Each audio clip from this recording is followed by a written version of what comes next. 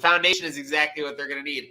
Speaking of which, obviously 3 Bulls got MAC honors: Summer Hemphill, Deasia Fair, and Georgia Woolley. Absolute horseshit that Deasia Fair didn't win this award. It's almost like not even worth addressing. But with that said, Rob, we're going to take this negative and make it into a positive. Because let's face it, these Bulls were cruising. They had no real chip on their shoulder going into Cleveland. They had nothing to kind of gain any momentum with. They had done their winning and they had earned their place as the 2 seed in the conference. But with that said, they were just missing one thing. They were just missing that angle, that angst, that anger, that poise, that drive. I mean, these Bulls, whether it's Eddie, Summer Hemphill, Lauren Christie, whether it's Jasmine Young, whether it's Cheyenne McEvans, whether it's Dominique Camp, they've been led by Deasia Fair all year, and she's looking to prove one thing in Cleveland, Rob.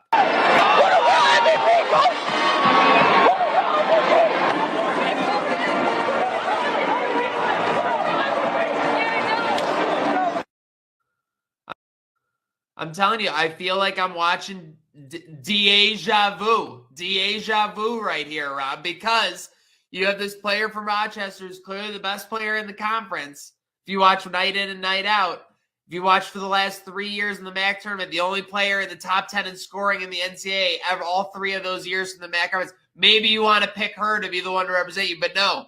And again, this is not a Friday night, folks. We are on our way to Vegas. Women's title. Let's build a legacy.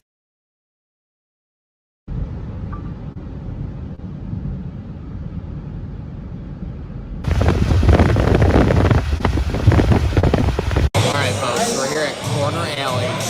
Pretty great spot here in Cleveland, but my host is not answering his cell phone. We've been here for 2 hours. I might have a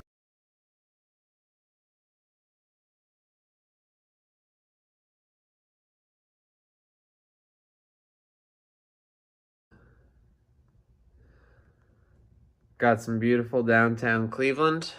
It's all about the views, but tomorrow the only view will be, hopefully, UB cementing that legacy, bringing home a championship. We got 11 hours and 3 minutes until Ball State gets crushed. Let's go. All right, folks, we are at a Holiday Inn Express. My host never messaged me back. He passed out.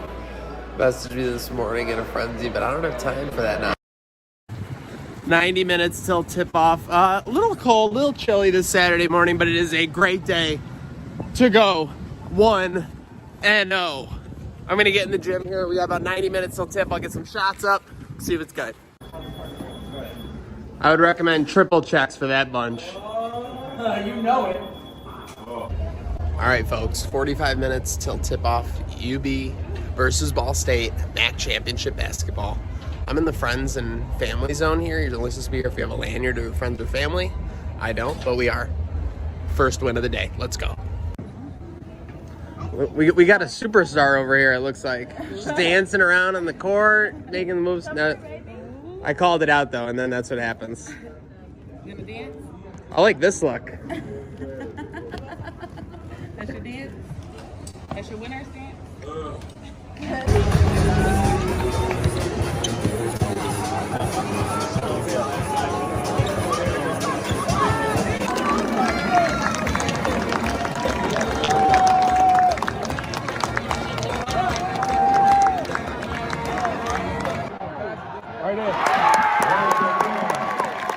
All-time leading scorer in UB.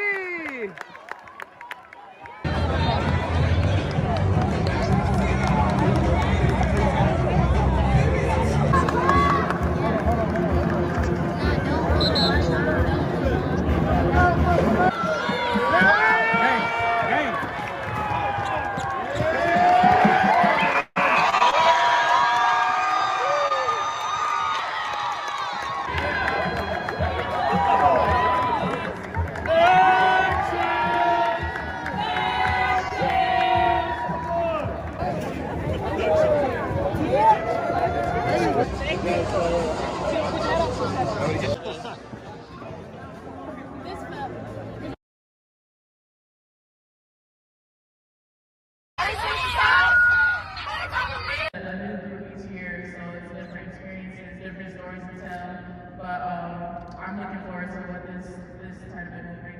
Speaking of stories to tell, this is going to be your third trip to the NCAA Tournament, but you and your teammate Adebola Adiye are the only ones on the current team that have been to the NCAA. So what kind of stories are you going to tell the rest of your team that will experience this for the first time? Back then when we first won the MAC championship, we had this team thing called the Black Table Talk.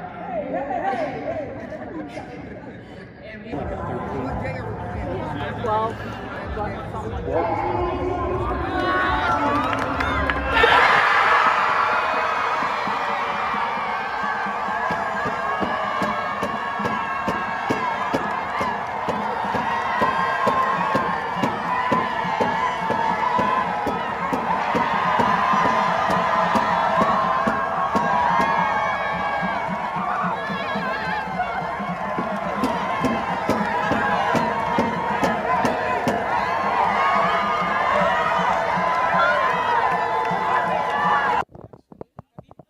No, but that's surprising because I've basically eaten every kind of candy that exists. At the movie theater, I'm dropping like a bill plus.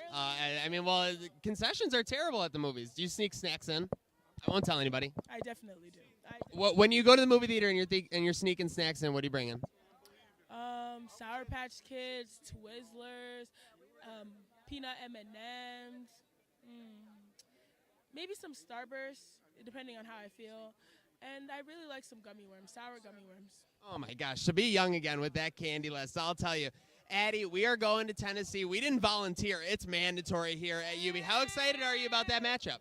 I am so excited. Literally, like, my heart is just beating so fast. Like, wow, we're really into the NCAA tournament, and then we're playing Tennessee. We're going somewhere warm. It's a really good matchup, and it's just kind of a chance to really display Buffalo basketball and have them fear the ball, have them feel the force. You have no shortage of energy. So my question to you, what's the key to turn Knoxville into Flexville? Yes. It's really just honing into our game, playing Buffalo basketball like how we've been playing. We're a defensive-minded team, so our defense turns into our offense, and really just honing into our team, just coming together and just playing our game, turning up. Does this UB train ever stop? No. Let's go.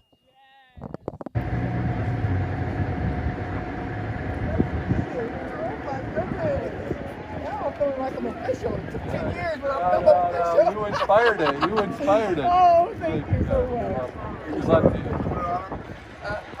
No, we're going to Where's somewhere else? Then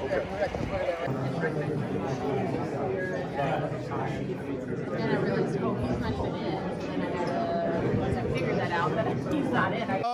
Folks, we are here at Alumni Arena, and it's championship week. We're not talking about going for a championship. We're talking about celebrating one. MAC champion, Coach Felicia LeJack. How are we doing today after you? I think you're still celebrating. I am. I tell you, we got home pretty late last night, and I went out to eat at the L House, and I brought the trophy with me. I said, I can't keep it with me.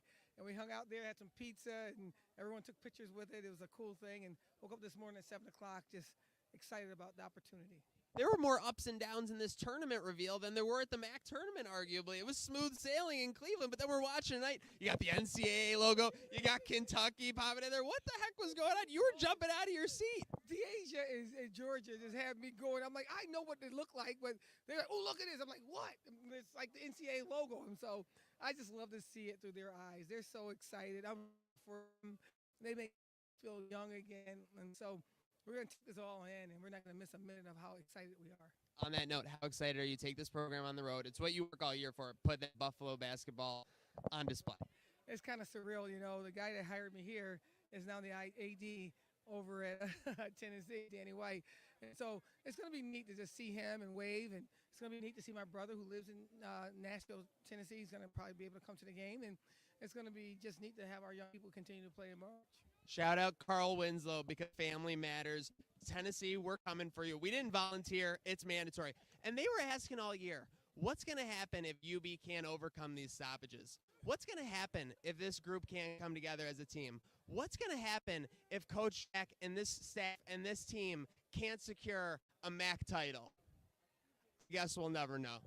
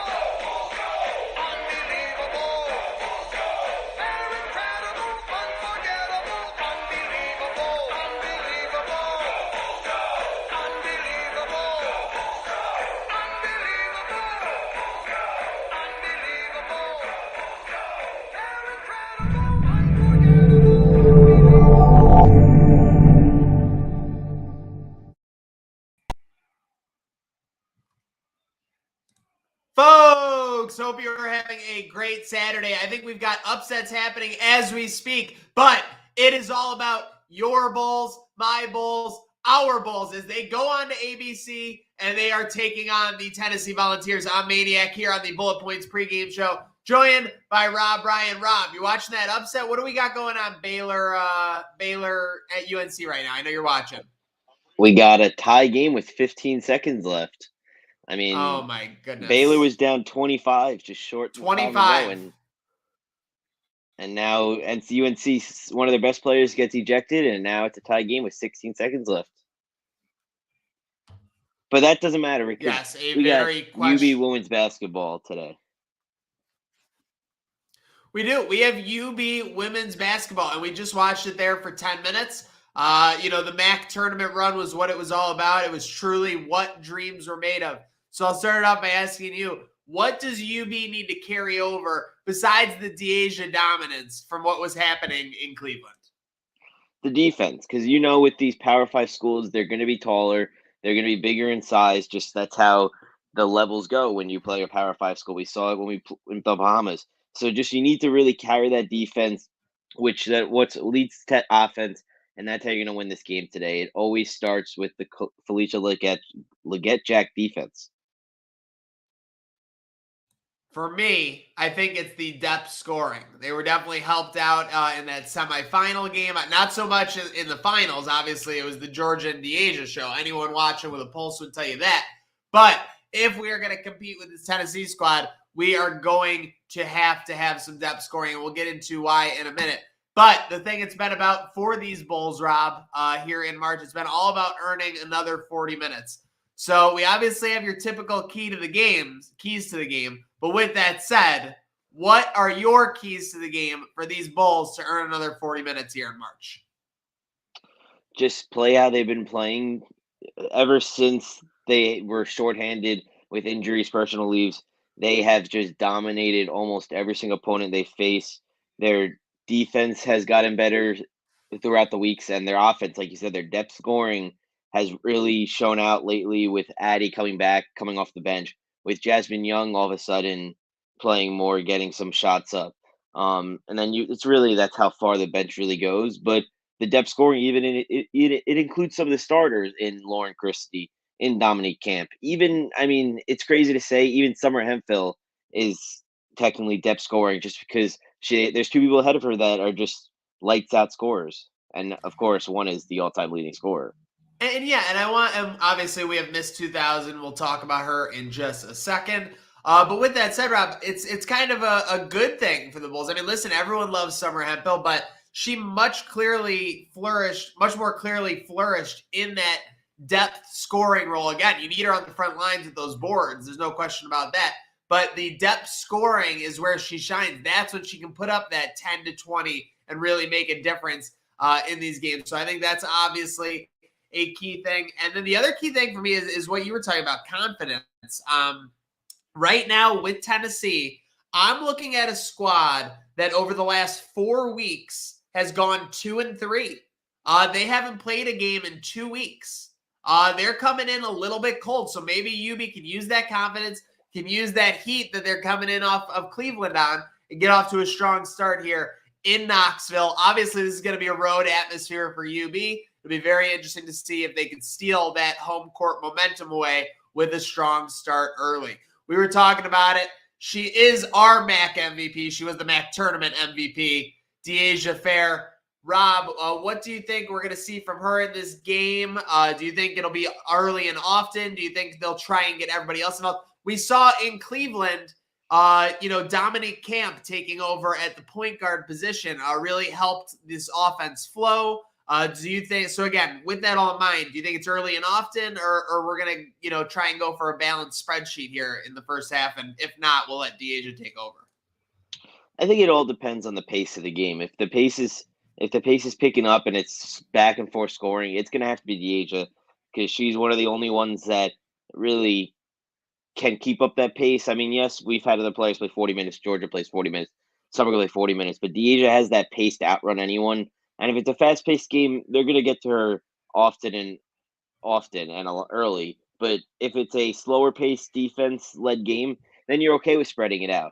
But at some point of this game, Deja Fair is going to take over because that's just that's the player she is, and that's the player that is why she is the all-time leading scorer at UB in just 3 seasons. And before we get into the over-unders, I got to say, her first MAC tournament game, I think it was against Kent State. I think she dropped 35 or something like that in a game where nobody was scoring for UB. I think she always shines in the biggest moment. We got to talk about this because we haven't even mentioned it yet. ABC, 3 p.m. Saturday. Like, this game is going to be on in almost every sports bar in America. Unless someone requests it to be off, it'll likely be on all across this country. Our girl, FLJ, our team, Deja, they are all going in the national spotlight here. I mean, and this is what Coach Jack has been trying to grow with women's basketball ever since she probably started coaching, but very important. Once she got in the MAC, she's been pushing for multiple MAC teams.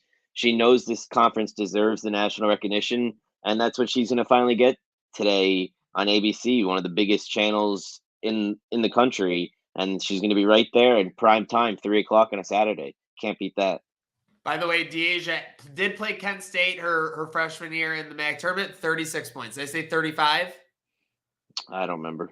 Okay. Well, I think you said 35. I want credit for everything. But again, I can't overstate this UB team on a roll going into this game. And yeah, national spotlight, I think they are really looking for this opportunity. So with that said, our main event player, Rob, you got over under 37.5 points, rebounds, assists for Deja Fair. I think her over under was 39.5 for the semifinal, and she got 39.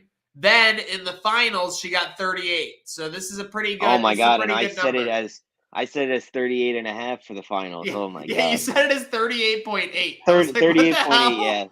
Yeah, that was the intern. The intern. I like it. I like up. the intern doing that. But okay, so with that said, 37.5 for Deja. That's been about her neighborhood the last couple of games. Do you think she goes over or under against Tennessee today in Knoxville?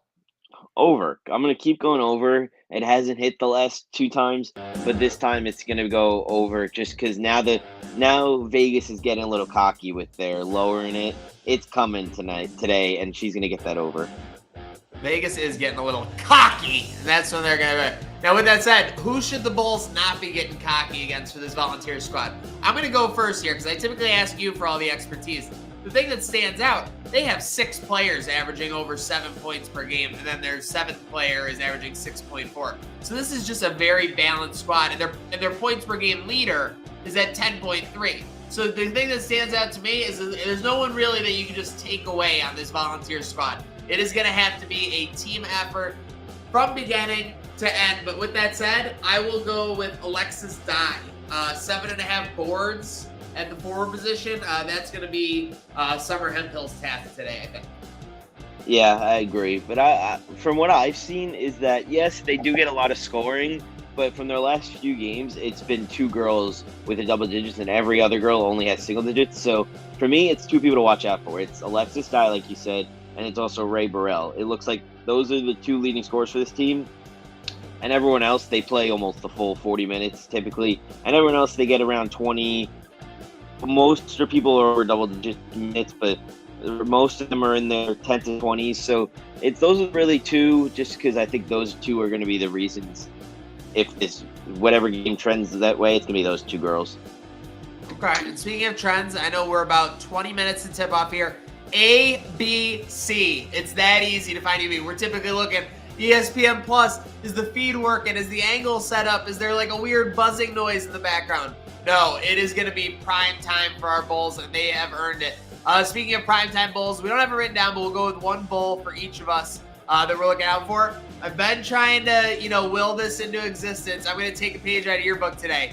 Lauren Christie. Double-double from Lauren Christie as the Bulls get a big boost. Oh, I'm going to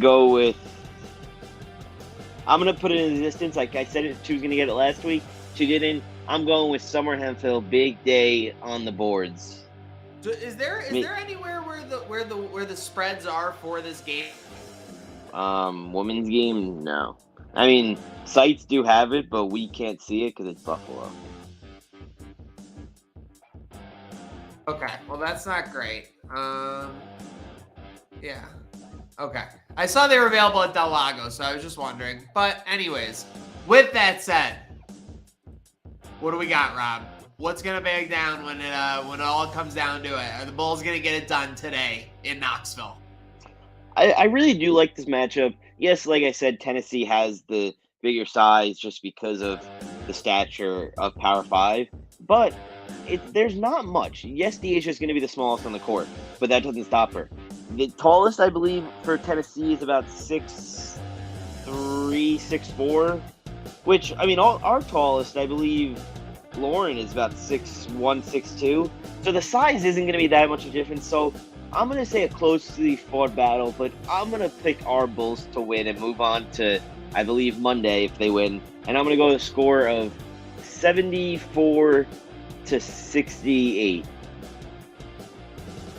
Okay. You might be underselling it a little bit, though, because there are 7 Tennessee Volunteers averaging 3 rebounds or more per game. So that is going to be key. We need to be moving in transition, and we got to be making our shots, plain and simple. And on the defensive end, got to be getting those boards. Cannot be allowing second chances because for they're basically going to be the home team today, you can't have it.